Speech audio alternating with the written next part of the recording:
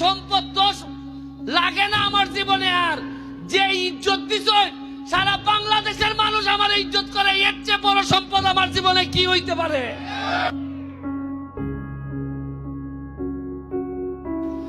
সবচেয়ে বড় সমস্যা হইলো আমার লেগে দোয়া করুন, আমার এখন বেঁচে থাকা হইলো সবচেয়ে বড় চ্যালেঞ্জ।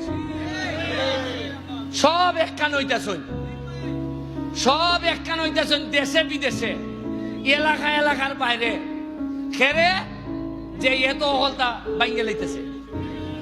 আমি কেন হিসাব দেই, সোনারঘাট বাড়ি খাই গা তারাই এরার যন্ত্রণাটা খেরে আমি যেই কই টাকা পাইছি 2 কোটি, ওই তারাইল কিশোরগঞ্জের লোকে এমপিরে কয় সুমানের দিকে পাইলিছে, তুমি কই তোমার টাকা হোক, ওই টানে এরার এমপিরে দইরা, ওই এরার যন্ত্রণা মাথা নষ্ট হয়ে গেছি গা, যে এই কেন কইয়া দেয় দিনাজপুরেও গিয়া বাড়ি খায়। কারণ একলাই কইলে তো পাইলা সব খবর। আপনারা আমার লেগে দোয়া করবা, আমরা যা যা আছে, আমি আর 4.5 বছর যদি বাঁচি, সোনারঘাট আপনারা শূন্য খুশি হইবা। মাধবপুর বর্তমানে দেখা যাইতেছে যে সারা বাংলাদেশের মধ্যে সবচেয়ে ধনী উপজেলা হইল গিয়া মাধবপুর। আপনারা তো এই খবরই জানেন না, আপনারা নিজের আর ক্ষমতা সম্পর্কে কোনো ধারণাই নাই। সবচেয়ে বাংলাদেশের মধ্যে ধনী উপজেলা কোনটা? আর এরা আর আমরা মিল্লা ই এলাকার এমপি। আমি কালকে একটা গার্মেন্টস গেছিলাম, বাচ্চা গার্মেন্টস গিয়া দেখলাম এটার মধ্যে মনে হয় বিনিয়োগ হয়েছে মিনিমাম 10,000 কোটির নিচে না, 2,500 খালি আমরা এলাকার লোকই কাম করে। তাও এইটা মনে করেন 100টা ইন্ডাস্ট্রির মধ্যে মাত্র একটা। এখন আইন সোনারঘাট মাধবপুর পরে আলাপ করবো। সোনারঘাট কিতা কিতা আছে? সোনারঘাট আছে হইলে গিয়া 17টার মতো চা বাগান। কিতা আছে?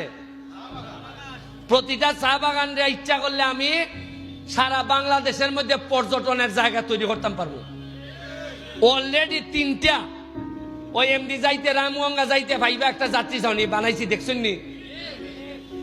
20 নম্বর সুরমা বানাইছি একটা, আর একটা হইতাছে এখন চন্ডী বাগান, চন্ডীর বাজারও মাজারেরই কেন আমি যাওই বরাদ্দ পাইতাছি, এমন সব জিনিস বানাইতাছি যাতে মানুষ বাইর থেকে আইয়া একটা ছবি তুলে।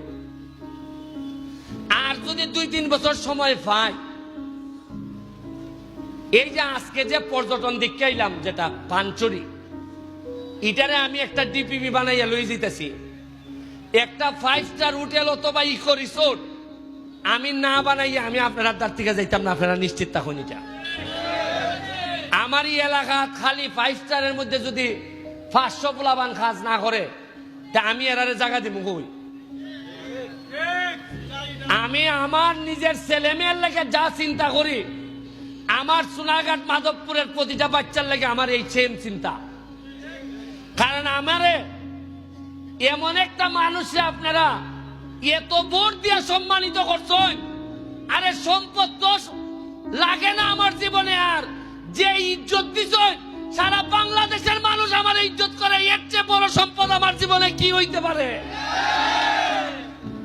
আপনারা এখন একটু সাহায্য করতা, ফুলাবান্ডে পড়ালেখা করাইতা,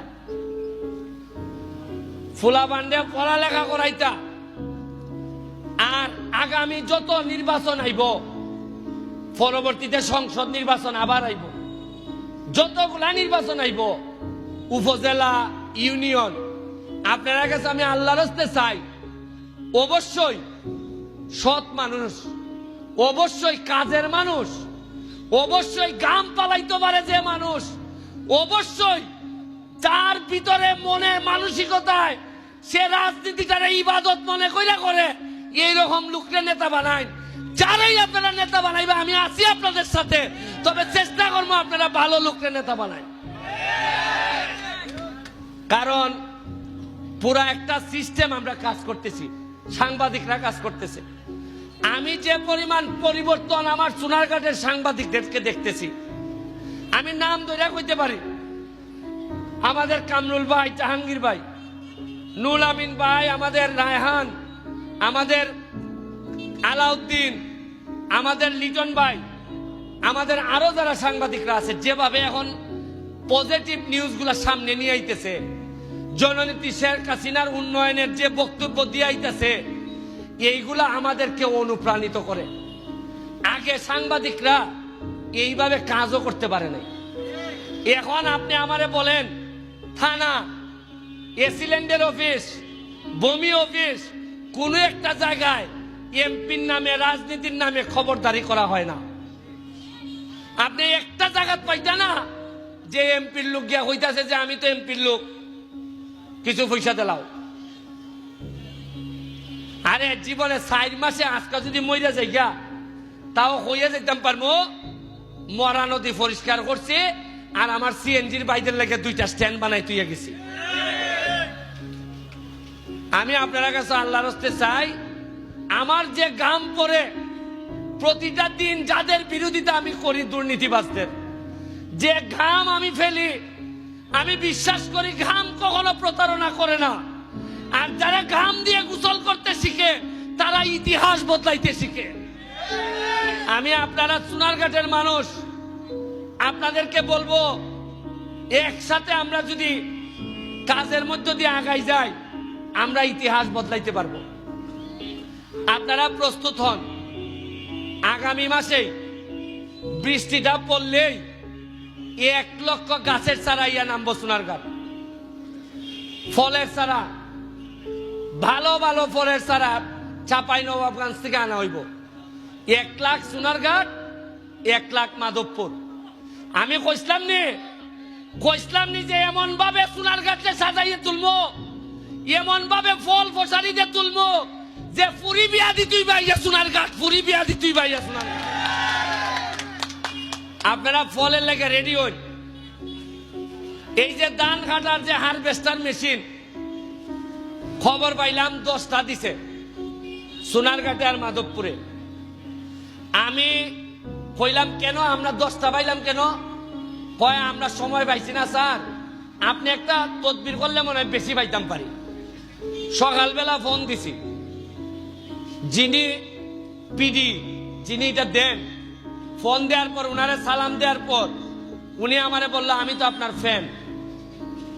আমি বললাম যে আপনি আমারে এত ভালোবাসেন, তাইলে আমার ভালোবাসার মানুষগুলা সোনারঘাট মাধবপুরে কি একটু বেশি দিতে পারেন না?